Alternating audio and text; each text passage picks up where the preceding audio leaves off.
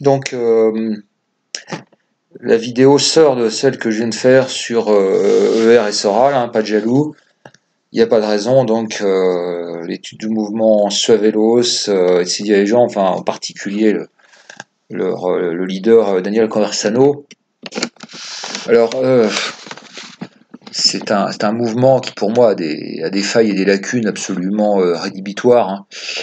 Euh, Espérons qu'ils en prendront conscience et qu'ils iront vers une amélioration. Moi, c'est tout ce que je souhaite, hein. Euh, voilà, il y a quelque chose qui a été créé. Moi, j'espérerais que ça aille dans le bon sens.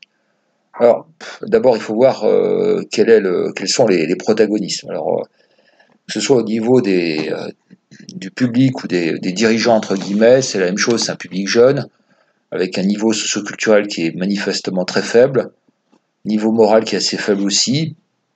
Alors, j'appelle ça faible niveau de deuxième ou troisième génération, parce qu'il est clair que, vu la faiblesse, déjà les parents, on est quand même une sorte de creux de la vague post-68 art, donc c'est une deuxième ou une troisième génération d'inculture.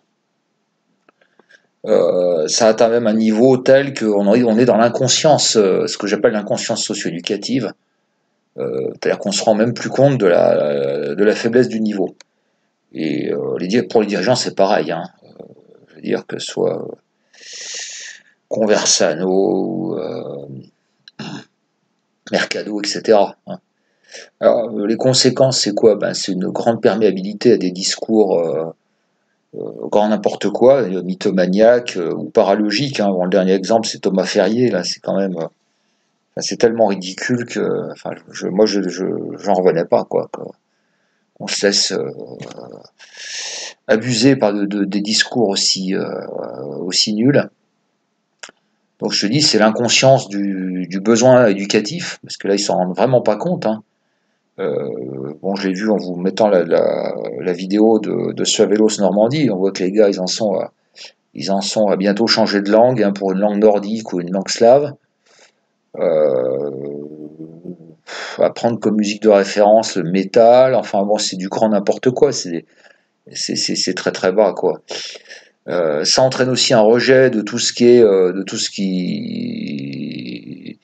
est trop différent d'eux, hein, donc des gens qui ont un véritable niveau intellectuel. Un rejet aussi à ce rejet des catholiques, hein, notamment de la religion, hein, puisque de toute façon ils n'ont aucune base. Donc tout ça, ça leur fait un peu peur, hein, c'est totalement inconnu pour eux. Donc c'est sûr que Conversano, il veut rester dans le contrôle du mouvement et donc je crois que c'est aussi son intérêt d'avoir en face de lui des gens vierges, entre guillemets. Et puis même au niveau moral, hein, il y a un niveau de morale qui est quand même très très limite.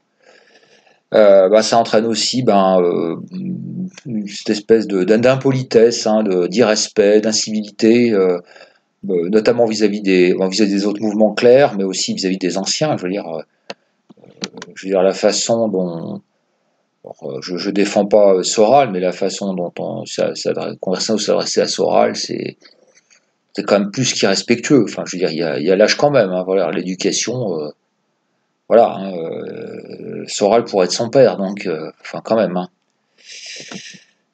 Et puis ça entraîne une espèce de mythification, notamment les arts martiaux. Là, donc ils se regroupent pour faire des arts martiaux, ils se retrouvent autour de choses un peu irréelles, des trucs scandinaves, nordiques. Vous savez, le cinéma aussi, ce cinéma anglo-américain, Seigneur des Anneaux, enfin toutes ces conneries.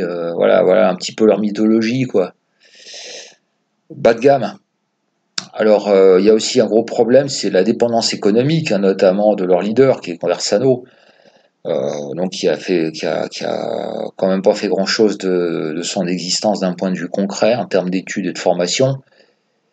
Donc, il favorise très largement son autopromotion. Il veut vendre sa production, enfin, franchement, comme s'il n'y avait pas autre chose à lire que du Conversano, quoi.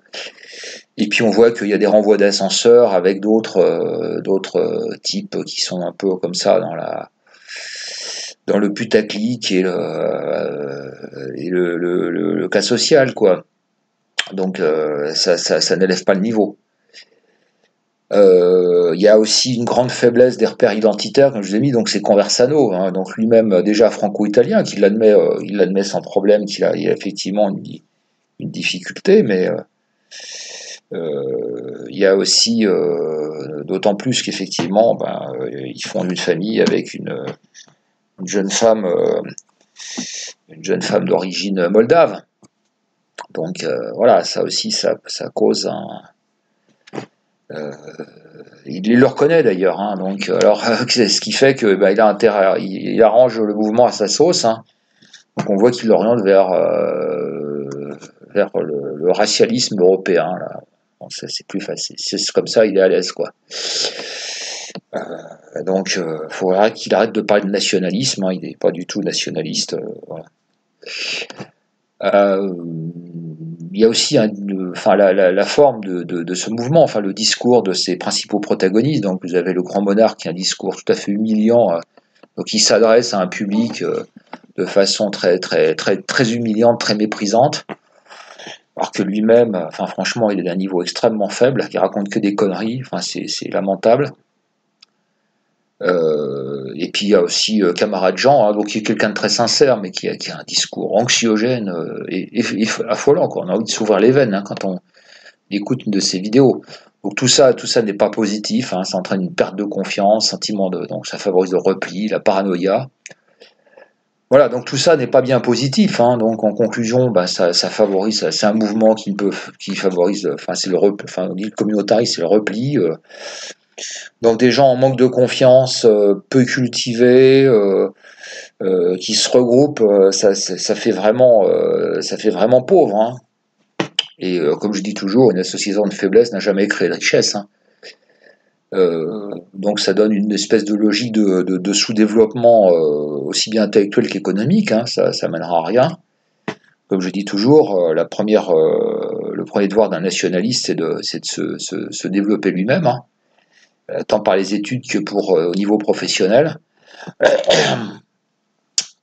Voilà, puis cette faiblesse fait aussi que on voit un culte à ceux qui on essaie de se trouver des alliés, quoi, qui vont se battre à notre place, hein, donc c'est le culte de l'ennemi de mes ennemis, sont mes amis en ce qui concerne, donc là en l'occurrence c'est les arabo-musulmans.